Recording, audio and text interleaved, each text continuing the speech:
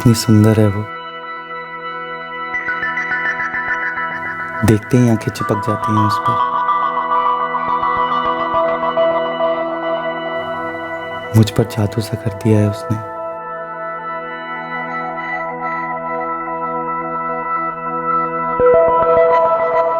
रोज ख्वाबों में आती है, अपनी अदाओं से बहकाती है मुझे, छेड़ती है मुझे।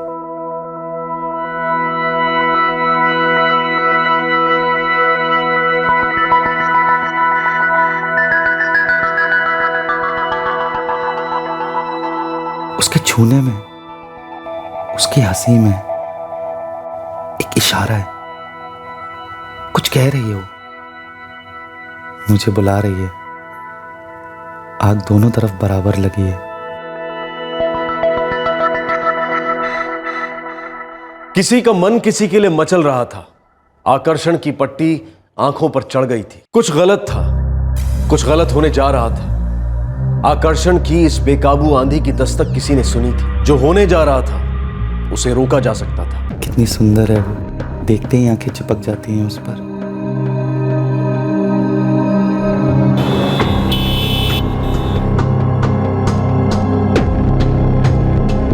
कौन बोल रहा है? लता। कविता जी क्या हुआ? कविता जी हर्ष कहाँ है?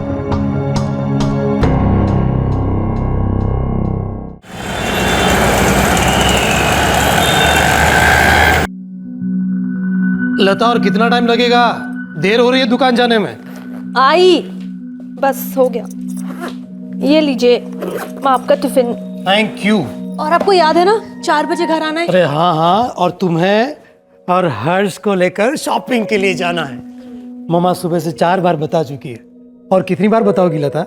अगर पिछली बार की तरह कोई भी बहाना मारा और फोन करके मुझे ये बोला कि लता मुझे देर हो गई है, मुझे काम है वगैरह वगैरह, तो अगले दिन आपके टिफिन में 4 गुना ज्यादा मिर्च और बढ़ जाएगी। ओरे बाप रे, मम्मा ने कितनी तीखी धमकी दे दी। अब हमारी क्या मजाल कि कोई बहाना बनाए हैं? ठीक है, अब मैं बहाना बना ही नहीं सकता। 4 बजे से पहले घर वापस आ जाऊंगा महारानी साहब, ठीक है? ये देखिए भाभी जी, ये लेटेस्ट डिजाइन है, मार्केट में और कहीं नहीं मिलेगा आपको। ये देखिए, ये कॉम्बिनेशन जो है ना, देखिए ये। अच्छा ठीक है, वो ग्रीन वाली साड़ी मैंने देखा ने। हम ना बताओ जो कौन सी? ये हाँ भाभी जी आपकी चॉइस कमाल की है।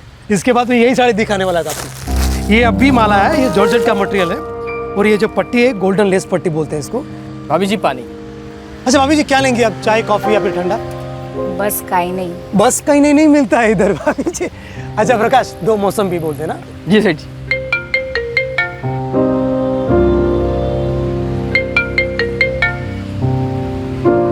हाँ लता। आपको सिर्फ याद दिलाने के लिए फोन किया था। अरे याद है बाबा, याद है। 4 बजे शॉपिंग, 6 बजे पार्क, और फिर होटल में खाना, सब याद है मुझे। अब काम करूं, बाय। रोज इसी टाइम पे बालकनी में आती है, जानती जो है कि मैं उसका इंतजार कर रहा हूँ। सुंदर भी है और होशियार भी। नजर मिलाती नहीं पर नजर रखती है।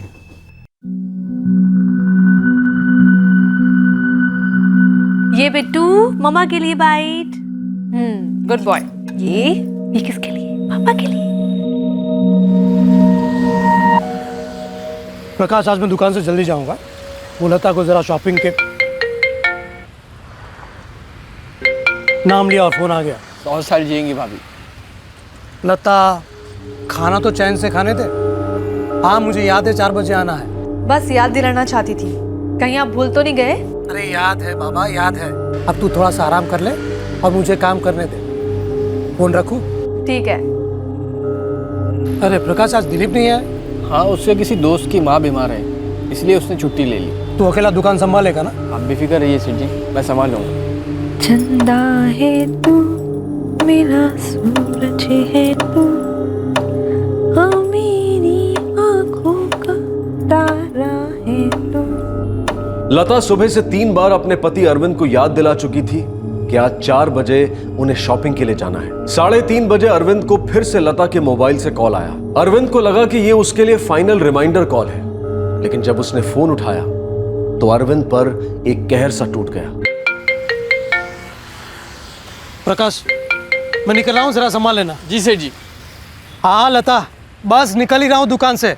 अच्छा है, सीधा गाड़ी में बैठ और घर पहुंच। कौन बोल रहा है? कौन बोल रहा है जान के क्या करेगा तू? जल्दी घर पहुंच और हाँ 2 लाख रुपए का इंतजाम करते हुए आना। तेरा बेटा अभी तो तकलीफ में नहीं है, पर अगर मुझे पैसे नहीं मिले ना तो तेरा बेटा बहुत जल्दी तकलीफ में आ जाएगा। कौन बोल रहा है? क्यों मजाक कर रहे हो भाई? सीधा घर पहुंच, सब पता चल जाएगा मजाक है या हकीकत। तेरी बीवी तेरे घर पे बेहोश पड़ी है, अगर जल्दी पहुंचा तो बचा पाएगा। बाद में बात करता हूँ। हेलो हेलो, तुम्ही डायल केलेला नंबर बंद आहे।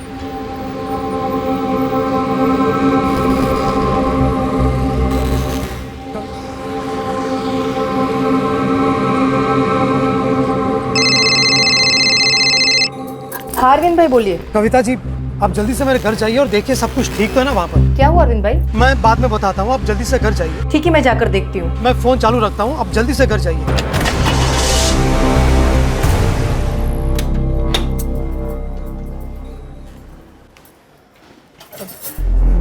अरविंद भाई, आपके घर का दरवाजा तो खुला है। कविता जी आप जल्दी से अंदर जाइए और देखिए लता और हर्ष ठीक है ना? मैं बस पहुँच ही रहा हूँ वहाँ पर। मैं दरवाजे के पास ही अरविंद भाई, पर यहाँ से कुछ दिख नहीं रहा है। डरिए मत कविता जी, आप अंदर जाइए, मैं बस पहुँच ही रहा हूँ। शायद लता बेहोश हो गई है और उससे आपकी मदद की ज़रूरत है। ठीक है, मैं अंदर जाकर देखती हूँ।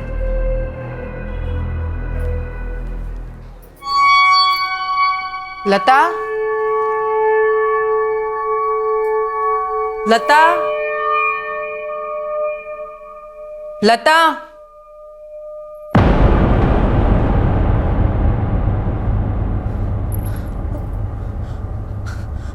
खून, खून। कविता जी क्या हुआ? लता ठीक तो है ना? कविता जी आप सुन रही हैं? कविता जी हेलो।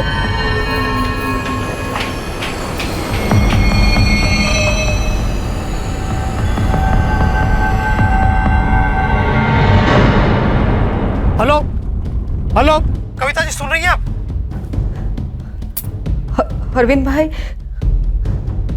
लता लता यहाँ जमीन पर पड़ी है, खून से लथपथ। क्या? कविता जी हर्ष कहाँ है? हर्ष कहाँ है? हर्ष, मैं बात करता हूँ। अरविंद, शंकर बोल रहा हूँ, तू जल्दी आ जा। वो लता के साथ बहुत बुरा हुआ है। अरे लेकिन हुआ क्या, ये तो बताइए। उसकी सांस नहीं चल रही है, शायद मर गई है वो। क्या कह रहे हैं आप? आई एम सॉरी अरविंद, उसकी सांस नहीं चल रही है, खून बहुत बहा है और पूरे घर में मैंने देखा हर्ष कहीं नहीं है। तू जल्दी आ जा अरविंद। हाँ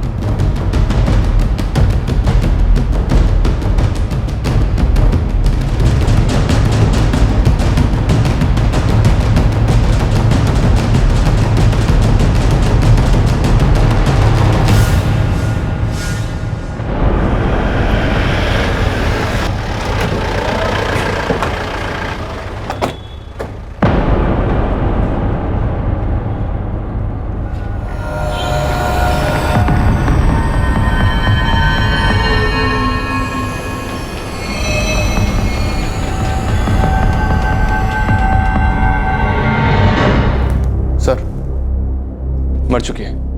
बॉडी को पोस्टमार्टम के लिए भेज दो और चेक करो घर में फर्स्ट एंटी के निशान तो नहीं है। सर,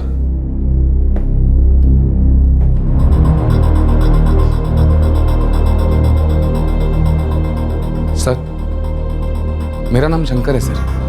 मैंने आपको फोन किया था, मैं ऊपर वाले फ्लोर पे रहता हूँ। लाश को सबसे पहले आप ही ने देखा था? जी नहीं सर, इन्होंने। सर मेरा नाम कविता है, मैं सामने वाले फ्लैट में रहती हूँ। मुझे अरविंद भाई का फोन आया था, इन्होंने कहा कि मैं यहाँ आकर देखूं कि लता और हर्ष ठीक है या नहीं, और जब यहाँ आकर देखा तो लता लहूलुहान पड़ी थी और कविता जी की चीखने की आवाज़ सुनकर हम सब आ गए। अच्छा कविता जी, आप सामने वाले फ्लैट में रहती हैं, आपने यहाँ किसी को आते हुए या फिर यहाँ से किसी को बाहर जाते हुए देखा था क्या? जी नहीं। शंकर, आपने फ़ोन पर हमें बताया था कि कोई बच्चा मिसिंग है। हाँ सर, हर्ष 3 साल का है। हमने पूरे घर में ढूंढा लेकिन वो कहीं नहीं मिला। अरविंद जी, मैं समझ सकता हूँ इस वक्त आप पर क्या बीत रही होगी, लेकिन हमारे लिए जानना बहुत ज़रूरी है कि आपको कैसे पता चला कि आपके घर में कुछ बुरा हुआ है, जिसकी वजह से आपने इन्हें कविता जी को यहाँ आपके घर में आकर देखने के लिए कहा। प्लीज़ अरविंद जी, प्लीज़ बोलिए। किसी का फोन आया था। किसका किसका फोन आया था? पता नहीं, लेकिन लता के फोन से आया था।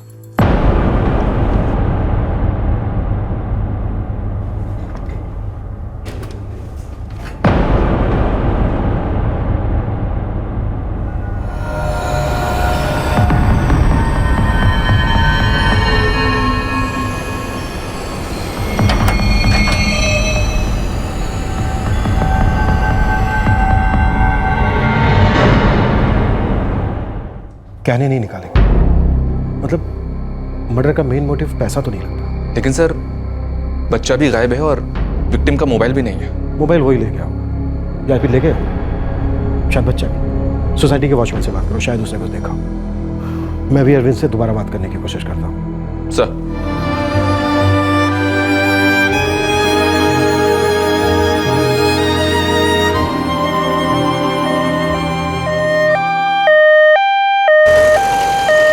नहीं देखा इसका मतलब क्या है रामदेव?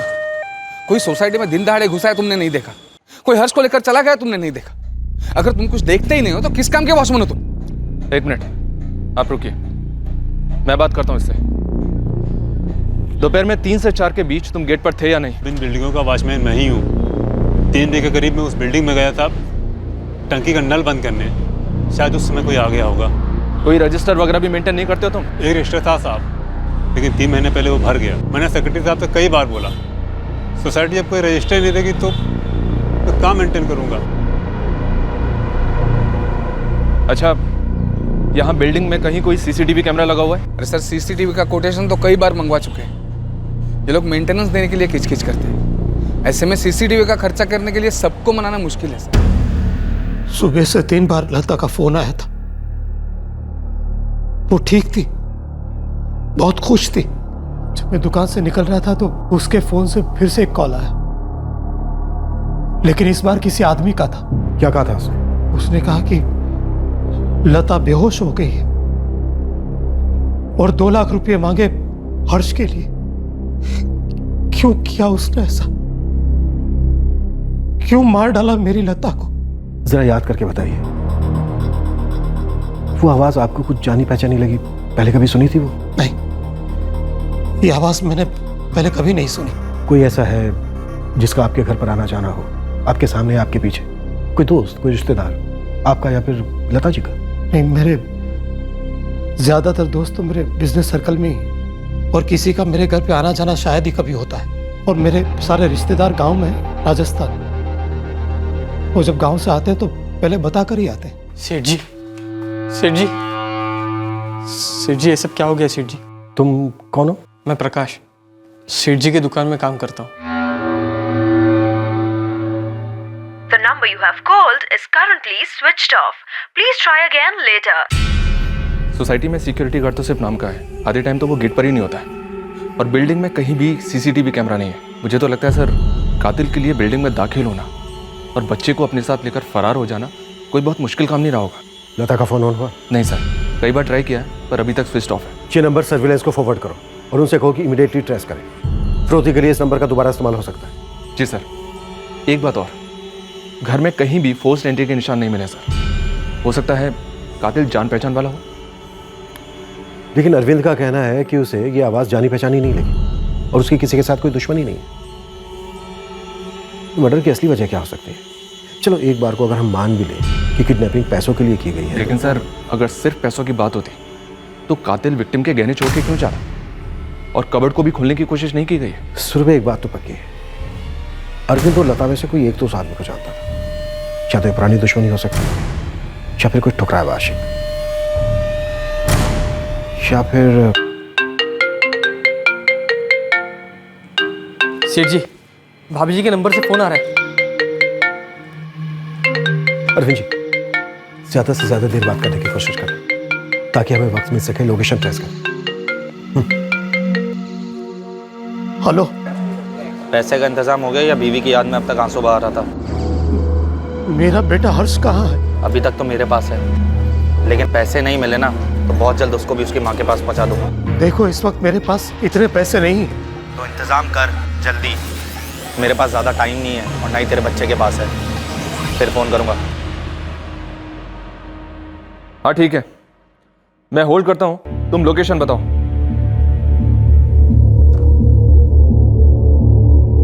सर, फोन की लोकेशन विक्रोली रेलवे स्टेशन के आसपास की थी।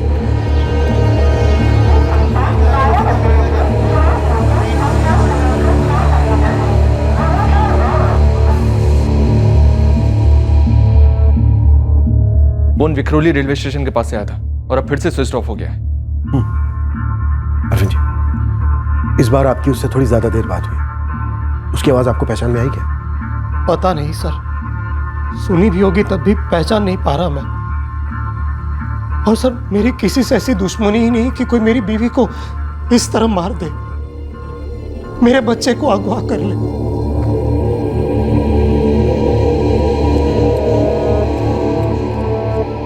सेठ जी पानी लीजिए। अरविंद जी, वो आदमी बहुत शातिर है। अपना फोन इस्तेमाल करने के बजाय आपकी वाइफ का फोन इस्तेमाल कर, ताकि उसकी पहचान छुपी रहे। लेकिन आप भरोसा रखें हम पर, हम आपके बेटे हर्ष को वापस ला कर आएंगे। लेकिन आपको हमारा साथ देना होगा।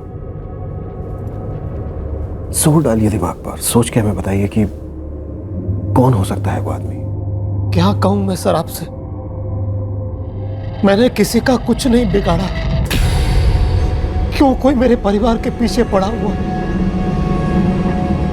सर सारे पड़ोसी से बात की है, सब लता और अरविंद इन दोनों के बारे में अच्छा ही करें। राजस्थान से बिलोंग करते हैं, सीधे साधे लोग हैं। सुरभि, मुझे फिक्र हो रही है। वो स्टेशन के पास से फोन कर रहा था, मतलब पब्लिक प्लेस है। वो ऐसी जगह पर बच्चे को लेकर घूमने का रिस्क क्यों लेगा भला? बच्चा चिल्ला सकता है, वो लोगों की नजरों में आ सकता है। हो सकता है सर बच्चा किडनैपर को जानता हो। कोई तुक नहीं है इन बातों का। अगर वो इतना ही करीबी था तो अरविंद जी के ख्याल में क्यों नहीं आ रहा? उसने मर्डर किया, किडनैपिंग की, लेकिन घर में चोरी नहीं की, लता के गहने भी नहीं लिए, और अब फिरौती मांग रहा है। ये एग्जैक्टली चाहता क्या है?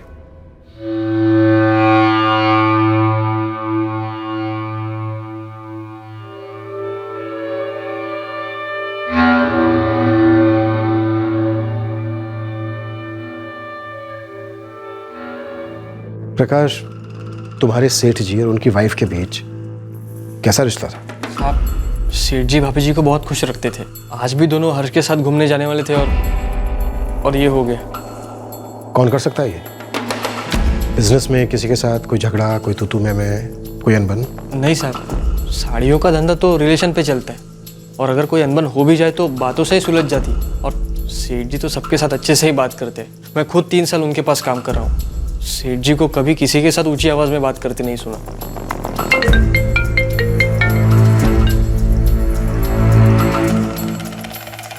अरविंद जी, उसे कहो कि आप पैसे देने के लिए तैयार हैं। बस एक बार अपने बेटे हर्ष से बात करना चाहते हो, ठीक है? उठाइए फोन।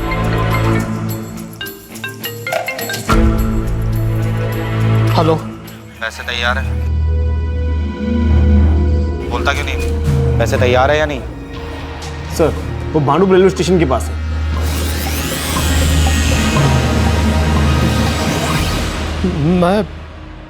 मैं पैसे देने को तैयार हूं, लेकिन मुझे मेरे बच्चे से बात करनी है, प्लीज। भांडुप स्टेशन के पास से बोल रहे हैं। हर्ष की एक फोटो शिवा को दो और उससे कहो कि अपनी एक टीम लेकर भांडुप स्टेशन पहुंचे। क्विक। सर। अरे ये बातें बातें सब पैसा मिलने की बात करते रहना। पर मैं कैसे मान लूं कि मेरा बेटा सही सलामत है, अगर तुमने उसे भी... आखिर कौन हो तुम? क्यों मार दिया मेरी बीवी को? क्या दुश्मनी है मुझसे? सुन, ठंडा हो जा, वरना मैं गर्म हो गया ना तो तू जानता क्या हो सकता है। एक ही दिन में 2 चिताएं जलाना चाहता है क्या तू? नहीं नहीं नहीं, एक बार मुझे हर्ष की आवाज सुना दो, मुझे तसल्ली हो जाए कि वो ठीक है। पहले पैसे दे, फिर तसल्ली करते रहना। और हाँ, ये बार्गेनिंग ना अपनी दुकान में करना, मेरे आगे नहीं, समझा? ज्यादा से ज्यादा देर बात करो ताकि हमें वक्त मिल सके। हेलो। हेलो। सुन नहीं रहा है तू? लगता है तुझे बच्चे में दिलचस्पी नहीं है। कहे तो गला काट के भिजवा दूं तुझे। नहीं नहीं, मैं समझ गया आपकी बात। मैं पैसे देने को तैयार हूं, लेकिन मुझे थोड़ा सा वक्त चाहिए। ठीक है, 1 घंटे बाद फिर फोन करता हूँ, लेकिन तब अच्छी खबर सुनाना, बुरी नहीं, वरना बुरी मैं सुनाऊंगा, समझा? Hello hello.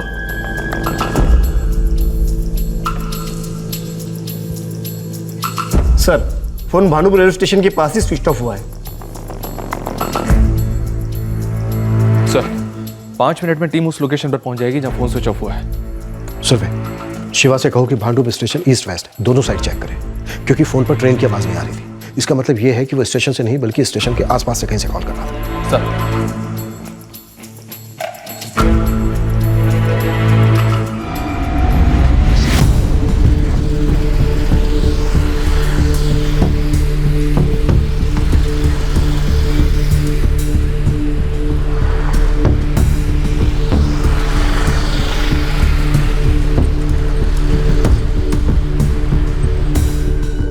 सर, मैं अपनी बीवी को खो चुका हूं, अब अपना बच्चा नहीं खोना चाहता। अरविंद जी, कुछ नहीं होगा ऐसा, ट्रस्ट मी, भरोसा रखिए हम पर। आप बस एक बैग तैयार कीजिए, वो जहां भी बुलाएगा हम जाएंगे। सर, उसकी बातों से मुझे लगता है कि वो बिना पैसे लिए हर्ष को नहीं छोड़ेगा, और मेरे पास मुश्किल से 50,000 रुपये होंगे। इतने पैसे काफी हैं। अरविंद जी, आप बस एक बैग लेकर आइए, पैसे मुझे दीजिए, हम बैग अपने तरीके से भरेंगे, ठीक है?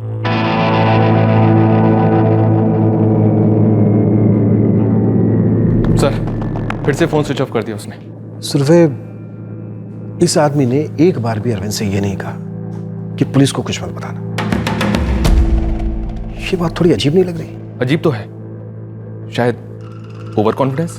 हाँ, लेकिन ओवर कॉन्फिडेंस में इसने एक भी गलती नहीं की। एक बार भी इसने अपना फोन इस्तेमाल नहीं किया। जब भी इसने कॉल किया, लता के फोन से किया, और बात करने के बाद फोन ऑफ कर देता है।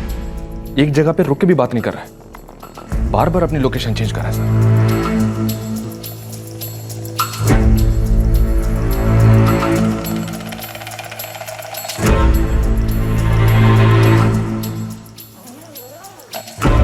अरविंद जी। सर, लेकिन उसे पता चल गया कि अंदर रुपयों की जगह अखबार भरे हुए हैं, तो कहीं वो हर्ष को। आप बिल्कुल चिंता मत कीजिए, हम उसे बैग लेकर भागने का मौका ही नहीं देंगे। अच्छा अरविंद जी, प्रकाश पर कितना भरोसा है? प्रकाश ऐसा बिल्कुल नहीं कर सकता, मुझे पूरा विश्वास है उस पर। मुझे तो विश्वास नहीं होता सेठ जी जैसे भले आदमी के साथ कोई ऐसा कर सकता है। स्टाफ में ऐसा कोई आदमी है जो अरविंद से किसी बात को लेकर नाराज था? नहीं साहब, मैंने बताया ना, सेठ जी सबके साथ अच्छा बर्ताव करते हैं, और दुकान में काम करने वाले तो मैं और मेरा भाई हम दोनों ही हैं, और सेठ जी हम दोनों का बहुत अच्छा ख्याल रखते हैं। ये बंदा जिस तेजी के साथ एक स्टेशन से दूसरे स्टेशन ट्रैवलिंग कर रहा है, उससे तो मुझे यही लग रहा है कि शायद बच्चा इसके पास आई नहीं। या ये भी हो सकता है कि इसने बच्चे को कहीं छुपा दिया। कहीं ऐसा तो नहीं है कि बच्चे के साथ इसने कुछ कर दिया हो? उम्मीद करता हूं मेरा शक गलत हो। एक 3 साल के बच्चे की जान दांव पर लगी थी। पुलिस को शक था कि हर्ष किडनैपर के साथ नहीं है, तो फिर कहां था हर्ष? क्या हुआ था उसके साथ? अब पुलिस और अरविंद इंतजार कर रहे थे कॉलर के अगले फोन का।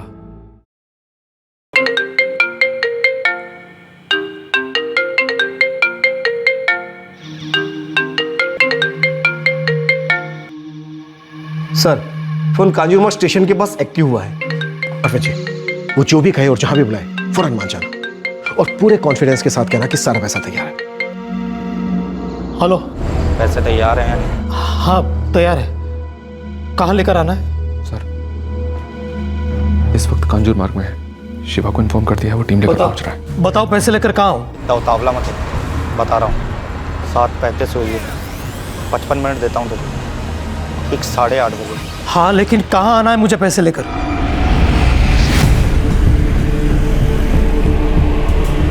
LBS रोड पर कांजूर मार्ग के पास एक कृष्ण भगवान का मंदिर है, पता है तुझे? अगर नहीं पता है तो पता कर लेना। नहीं नहीं, पता है मुझे। उस मंदिर से थोड़ा आगे आएगा तो एक बड़ी जगह आएगी जहाँ पर गाड़ियाँ और बसेस पार्क होते हैं, बस वहीं आ जाना। वहीं बस पार्किंग में पेड़ को लगकर एक छोटा झोपड़ा है, पैसे बैग में डाल और बैग झोपड़े के पास रख दे। हाँ, लेकिन मेरा बेटा? पैसे मिलने के ठीक 2 घंटे बाद तेरा बेटा तुझे पार्सल कर दूंगा, फिक्र मत कर, जिंदा भेजूंगा। लेकिन पैसे लेने के बाद तुमने मेरा बेटा नहीं लौटाया तो? तेरी साड़ी की दुकान नहीं है जब मोल भाव होता हो। मैंने बोला वो करना पड़ेगा। तेरे पास कागज के टुकड़े हैं और मेरे पास तेरे कलेजे का टुकड़ा। और सुन, अगर तूने पैसे पूरे दे दिए और मेरा भरोसा नहीं तोड़ा तो मैं भी तेरा भरोसा नहीं तोड़ूंगा, ये वादा रहा। तुझे तेरा बेटा तेरी बीवी के मोबाइल के साथ भेज दूँ, उसकी आखिरी निशानी समझ के रख लेना। हेलो हेलो,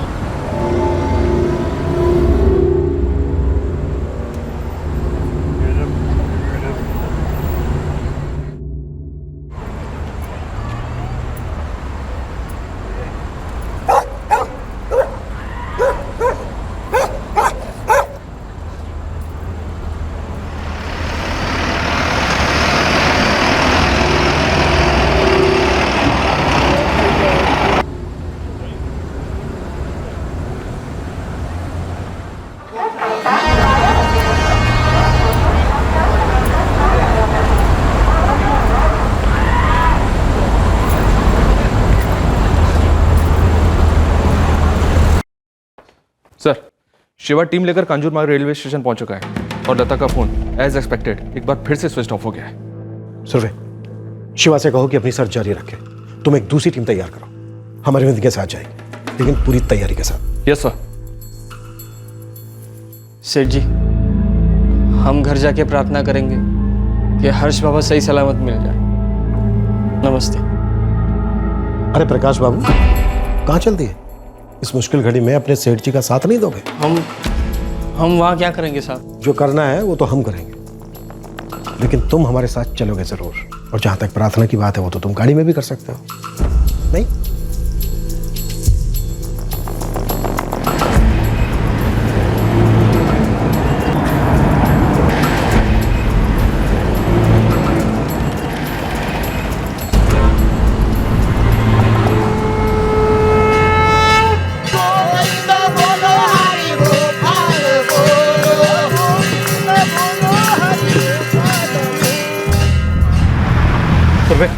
सर, हम पार्किंग एरिया से आगे रुकेंगे और अंदर जाने से पहले पूरा एरिया मुआयना करते हुए चलेंगे। हो सकता है उस आदमी ने पहले से फील्डिंग लगा के रखी हो। Right sir.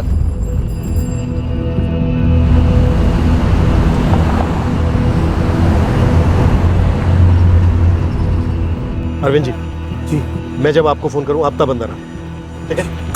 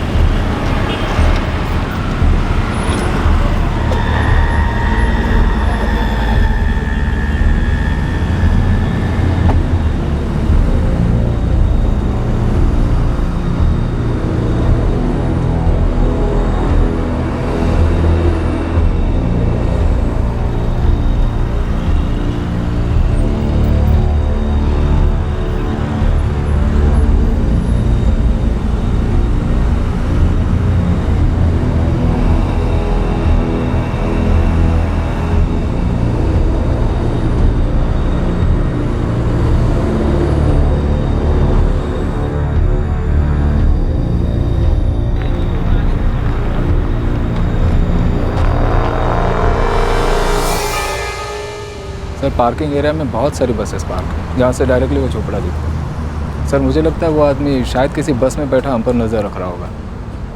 सुरवे सर, हमें पूरे बस पार्किंग और कार पार्किंग एरिया पर नजर रखनी है और जितना ज़्यादा हो सके उतना डिस्टेंस मेंटेन करना होगा, क्योंकि अगर हम पर कोई नज़र रख रहा है तो उसे हम पर शक नहीं होना चाहिए। Right sir. अरविंद जी, आप अंदर आ जाइए। अरविंद जी, आप घबराइए मत, हम पूरी टीम के साथ अंदर हैं। वो आदमी भाग नहीं पाएगा।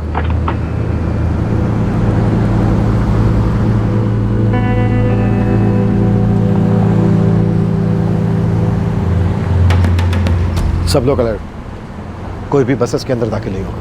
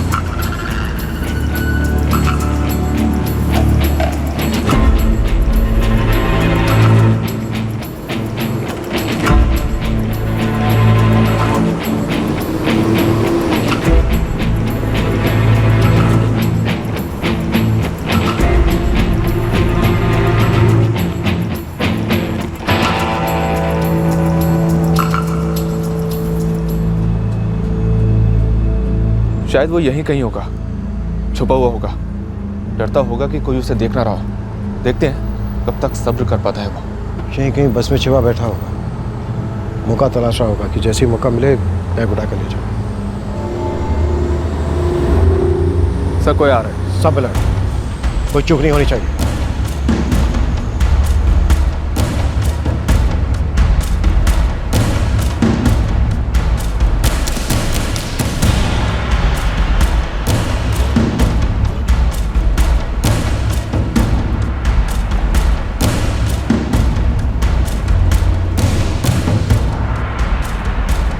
शायद ये हो। सर अगर यही है तो आप अरेस्ट क्यों नहीं कर लेते? जल्दबाजी में खेल बिगड़ सकता है। ये शायद वो नहीं है, उसका भेजा हुआ कोई आदमी है जो मुआयना करने आया होगा कि वापस लौटेगा जरूर। बैग को रखे हुए काफी टाइम हो गया है, शायद वो नहीं आएगा।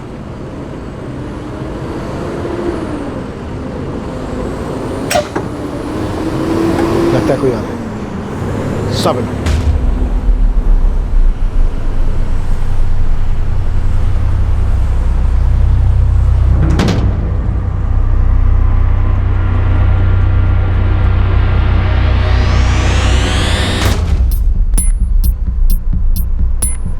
चेहरा ढका हुआ है, शायद ये हो।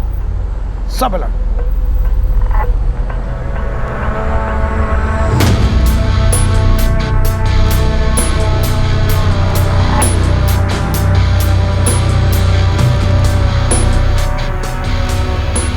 सर ये तो सीधे आ रहा है मेरी तरफ। आ नहीं रहा है, सूंघ रहा है। ये वापस लौटेगा, 100% यही है।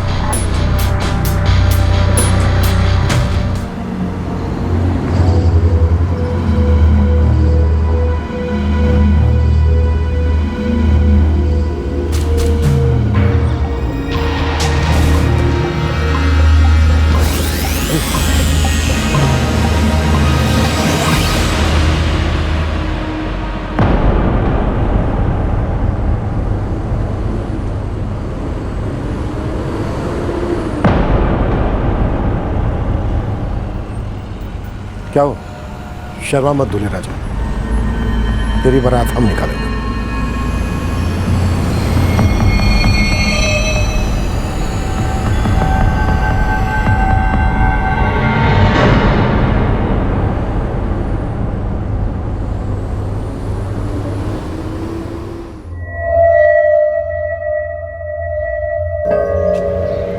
कौन सा दोस्त है जिसके लिए तू इस तरह अचानक छुट्टी ले रहा है? अरे है एक दोस्त, तू नहीं जानता, पंकज नाम है उसका, यही घाटकोपर में रहता है। यार क्या है ना, उसकी माँ बहुत बीमार है, बहुत दिनों से सोच रहा था मिला हूँ एक बार। पिछले हफ्ते भी छुट्टी ली थी ना? बस ये आखिरी छुट्टी है, इसके बाद नहीं कहूँ। और वैसे भी तो बीमार से मिलने जा रहा हूँ, कौन सा मज़े करने जा रहा हूँ यार। हाँ हाँ ठीक है, मिला तो एक काम करते, साथ में ही चलते। मैं थाने उतर जाऊँगा, तू घाटकोपर चले जाना है। नहीं यार तू जाना, मैं ज़रा चाय नाश्ता करके जाता हूँ।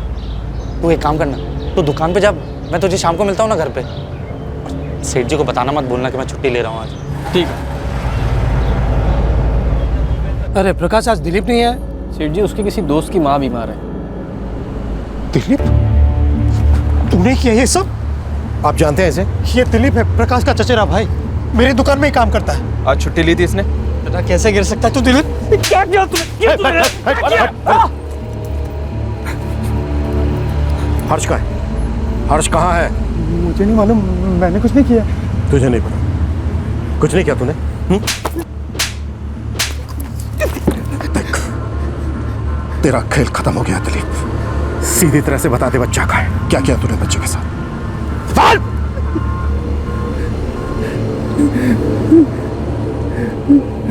दिलीप प्रकाश का चचेरा भाई था, उसके साथ रहता था और उसी के ही साथ अरविंद की दुकान में काम करता था। ऐसा नहीं था कि प्रकाश को संकेत नहीं मिला था दिलीप के ऑब्सेशन का।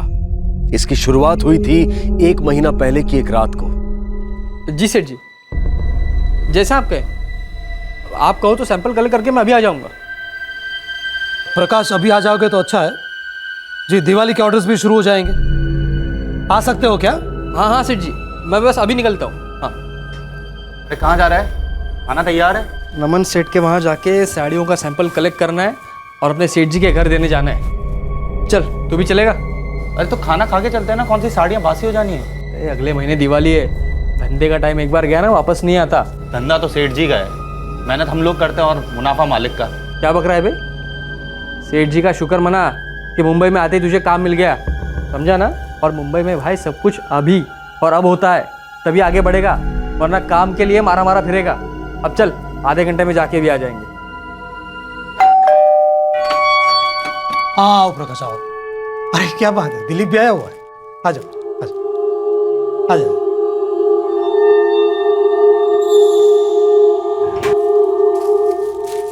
एक दो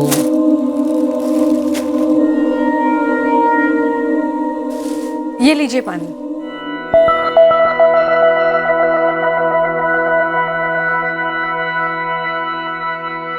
अच्छा प्रकाश, ये 2 साड़ियों का ऑर्डर नमन सर को दे देना। ये सेठ।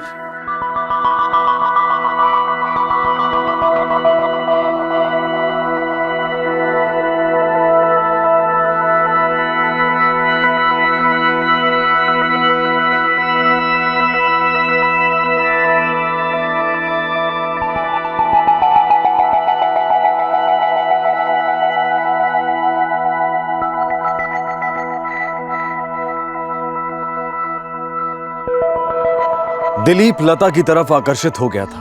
उस रात के बाद भी काम के सिलसिले में 1-2 बार प्रकाश और दिलीप का अरविंद के घर जाना हुआ, और हर बार दिलीप को यह महसूस हुआ कि लता भी उसे पसंद करती है, और लता की हंसी और उसका बर्ताव उसे ये इशारे दे रहे थे। क्या वाकई ऐसा था, या दिलीप सिर्फ वही देख रहा था जो वो देखना चाहता था? दिलीप इस कदर लता का दीवाना हो गया था कि काम से छुट्टी लेकर उसे देखने आता था, उसे निहारता रहता था। वारदात की पिछली रात ही दिलीप ने लता के बारे में प्रकाश से बात की थी। प्रकाश को इसे एक दस्तक समझना चाहिए था। कितने दिन हुए हम सेठ जी के घर नहीं गए, बड़ा मन कर रहा है वहाँ जाने का। क्यों? लता भाभी से मिलना है। क्या बक रहा है बे?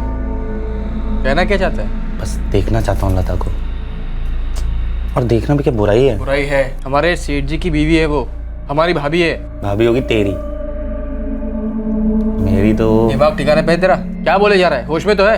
अरे होश ही तो नहीं है यार, पता है सपने में आती है मेरे, और रात भर सताती है। यार प्यार हो गया उससे, और एक बात बताऊं, उससे भी हो गया है। तेरा दिमाग खराब हो गया, इसीलिए ऐसी बहकी बहकी बातें कर रहा है तू। अबे नहीं यार, कसम से सच बोल रहा हूँ, वो भी मुझे पसंद करती है। और ये गलतफहमी तुझे कैसे हुई? तूने देखा नहीं?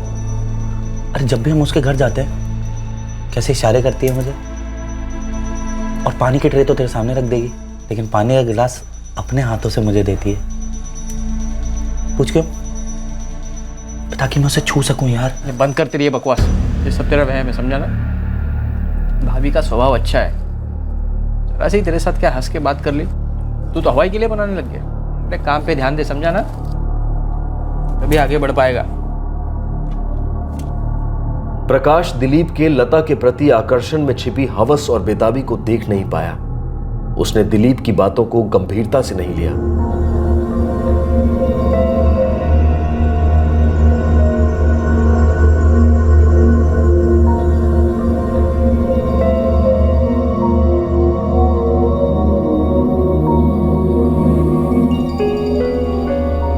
प्रकाश को अंदाजा था कि दिलीप के दिमाग में क्या चल रहा है, लेकिन उसने यह नहीं सोचा था कि दिलीप इस हद तक जा सकता है।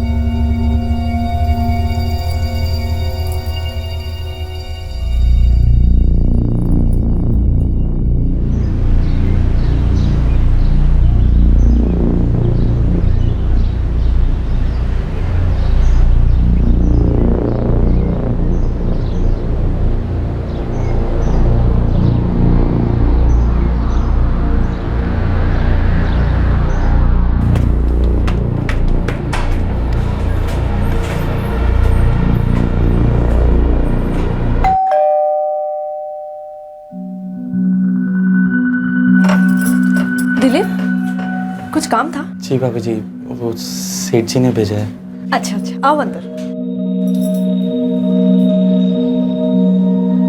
अभी थोड़ी देर पहले ही मेरी सेठ जी से बात हुई, उन्होंने मुझे तो कुछ नहीं बताया। दिलीप, क्या चाहिए तुम्हें? वही जो तुम्हें भी चाहिए। क्या बोल रहे हो तुम? मैं तुम्हें पसंद करता हूँ और ये भी जानता हूँ कि तुम भी मुझे पसंद करती हो। पागल हो गए हो क्या? निकलो यहाँ से, निकलो, छोड़ो मुझे। अभी तुम्हारे सेठ जी को बताती हूँ, जब धक्के देके तुम्हें काम से निकालेंगे ना, तब अकल ठिकाने आएगी। समझ कर रखा है तुमने मुझे? ये क्या बात हुई? हाँ, इतने दिनों से तुम ही मुझे इशारे कर रही थी ना, तुम ही मेरे लिए बालकनी में आती थी ना। और दिमाग सड़ गया है क्या? पागल हो गया होगा तुम। अभी लगाते हो अरविंद को फोन। निकल जाओ वरना मैं शोर मचाऊंगी। सेठ जी का बेटा कहाँ है बता दे। अरविंद जी, सीधी तरह से बता दे हर्ष का है, नहीं तो हलक में हाथ डाल के सर झुकलाऊंगा।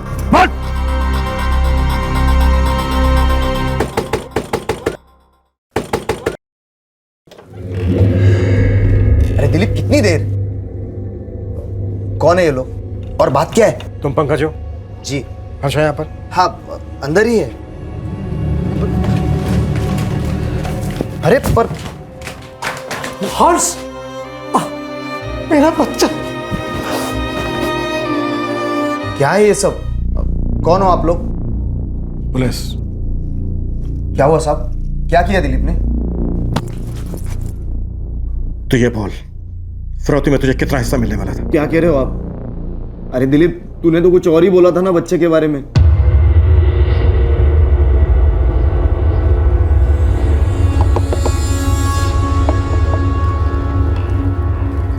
अरे दिलीप, ऐसे अचानक? और ये बच्चा किसका है? यार अच्छा पंकज तो घर पे मिल गया यार। पर बात क्या है? यार मेरे सेठ जी की दुकान में आग लग गई है, वो बुरी तरह से जल गए। उनकी हालत नाजुक है, इसलिए उनको अंधेरी के बड़े अस्पताल में भर्ती कराया है। और भाभी जी भी वहीं हैं। जाते वक्त अपना बेटा मुझे दे गई थी संभालने के लिए। यार मुझे तुझसे थोड़ी मदद चाहिए। हाँ बोल। यार दुकान में साड़ियों का बहुत बड़ा स्टॉक है, मुझे जल्दी जाके निकालना पड़ेगा वरना सब बर्बाद हो जाएगा। तू और भाभी एक काम कर सकते हो, इस बच्चे को थोड़ी देर के लिए संभाल लो। मैं शाम से इसे फोन लगा रहा हूँ लेकिन ये उठा ही नहीं रहा था। आप पूछिए ना इससे, पूछिए मैंने कितने फोन किए इसे। साहब इसे मेरे हवाले कर दीजिए, मैं इसे काट के फेंक दूंगा नाली में साले को। अरविंद जी आपका गुस्सा मैं समझ सकता हूँ, लेकिन जज्बाती मत होइए। ये सोचिए कि अब हर्ष को आपको अकेले संभालना है, और जहां तक इसकी बात है, इसे अब हम देख लेंगे। मुझे ने यही बात अपने कन्फेशन में कबूल की। हमने उसके पास से एक चाकू भी बरामद किया है। लेकिन आपने जैसा बताया था सेक्सुअल असॉल्ट के कोई निशान नहीं मिले। व्हाट? लेकिन डॉक्टर, दिलीप ने हमसे खुद कहा है कि उसने लता के साथ रेप किया है। हाँ, लेकिन पोस्टमार्टम रिपोर्ट में ऐसी कोई बात सामने नहीं आई। हाँ, विक्टिम की ओर से रेजिस्टेंस हुआ था और उसके निशान उसके हाथों पर मिले, लेकिन सेक्सुअल असॉल्ट के कोई निशान नहीं मिले। साहब कड़ी से कड़ी सजा दीजिएगा उसको। मैं सोचा नहीं था इस हरकत पे उतर आएगा। सेठ जी ने मुझ पे भरोसा किया और उसको काम पे रखा, और उसने ऐसा किया। मैं समझ सकता हूं इस वक्त तुम क्या महसूस कर रहे हो। देखो, कानून दिलीप को उसके की सजा जरूर देगा, लेकिन मैं एक बात कहना जरूर चाहूंगा। तुम्हें पहले से पता चल गया था कि दिलीप क्या सोच रखता है लता को लेकर। अगर तुम थोड़ा सतर्क रहे होते, तुमने कोई कदम उठाया होता, तो शायद वो नहीं होता जो हुआ। साहब मुझे लगा वो थोड़ा बहक गया है, अपने आप समझ जाएगा। अगर ये बात तुमने अरविंद से शेयर की होती और अरविंद ने लता से, तो लता ने शायद दिलीप को घर के अंदर ही नहीं लिया होता। देखो, मैं ये बिल्कुल नहीं कह रहा हूं कि तुम दोषी हो, लेकिन हाँ, ये भी सच है, तुमने खतरे की दस्तक सुनी थी, लेकिन सुनकर अनसुनी कर दी। पुलिस को पंकज के खिलाफ कोई सबूत नहीं मिला जिससे यह पता चले कि वो इस किडनैपिंग में शामिल था। उसे रिहा कर दिया गया। दिलीप ने अपने कन्फेशन में कबूल किया कि उसने लता को मारने से पहले उसका रेप किया था। दिलीप पर हत्या के लिए आईपीसी की धारा 302, अपहरण के लिए धारा 363, फिरौती के इरादे से अपहरण करने के लिए धारा 364A और जबरदस्ती किसी के घर में घुसने के लिए धारा 450 लगाई गई है। पोस्टमार्टम की रिपोर्ट नेगेटिव होने की वजह से बलात्कार की धारा 376 अब तक इसमें नहीं जोड़ी गई, लेकिन बॉडी का दोबारा पोस्टमार्टम कराया गया है और उसकी रिपोर्ट आनी अभी बाकी है। दिलीप इस वक्त जुडिशियल कस्टडी में है। मुजरिम की गिरफ्तारी के बाद उसके पास बिहेवियर की स्टडी करके यह कह देना आसान है कि उस शख्स के बर्ताव में आपराधिक मानसिकता पहले से ही झलकती थी, या फिर जिस रवैये से वो अपनी जिंदगी जी रहा था, कभी ना कभी उसका जुर्म की गलियों में भटक जाना मुमकिन था। लेकिन अंजाम भुगतने के बाद अतीत में से सीख लेने से क्या यह बेहतर नहीं है कि इस बिहेवियर स्टडी को पहले से ही काम में लाया जाए? इंसान का अनुचित बर्ताव अगर आने वाले खतरे की संभावना दर्शाता है, तो क्यों ना इंसान के गलत रवैये पर पहले से ही गौर किया जाए। हो सकता है कि भविष्य में होने वाली किसी अनहोनी का अंदेशा मिल जाए और वक्त रहते इंसान अपनी बेहतरी के लिए कोई कदम उठा सके। अंग्रेजी में कहावत है, conduct is the best proof of character. इंसान के व्यवहार में उसका व्यक्तित्व नजर आता है। हम ये बिल्कुल नहीं कह रहे कि हर व्यक्ति के बर्ताव को, उसके हर जेस्चर को शक की नजर से देखना चाहिए, लेकिन संदिग्ध आचरण को वक्त रहते पहचानना और उसकी दस्तक सुनकर सतर्क हो जाना बेहद जरूरी है। अब मैं अनूप सोनी आपसे विदा लेता हूं। फिर मुलाकात होगी अगले एपिसोड में एक और चौंका देने वाले केस के साथ। तब तक सतर्क रहें, सुरक्षित रहें और देखते रहें क्राइम पेट्रोल सतर्क। सबक एक को सीख हम सबको। जय हिंद। इस तरह के और भी एपिसोड देखने के लिए हमारे चैनल को सब्सक्राइब करें और बेल आइकन दबाना ना भूलें।